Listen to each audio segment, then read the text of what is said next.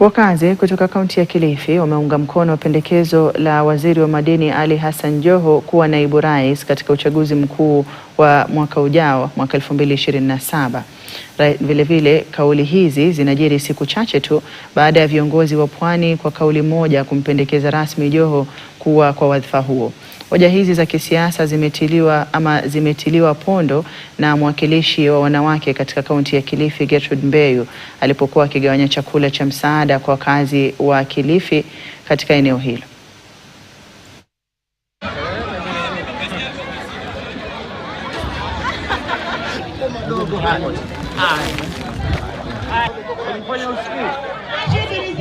Sasa sisi wa Pwani, the CPG, nikiwa chairperson, tunaomba udeputy president wa 2027 wa Rais Dr. Ruto uende kwa Hassan Ali Joho. Leo tuna furaha sana kwa sababu ya mama women rep wetu wa Kilifi, Mama Gertrude Mbeyu, ambaye amekumbuka watu kwa iftari, watu wa Kilifi hapa mjini kwa iftari ambayo hususan ambayo ameileta Mheshimiwa Waziri wetu Ali Hassan Joho. Hasira imezidi kuongezeka katika kaunti ya Pokot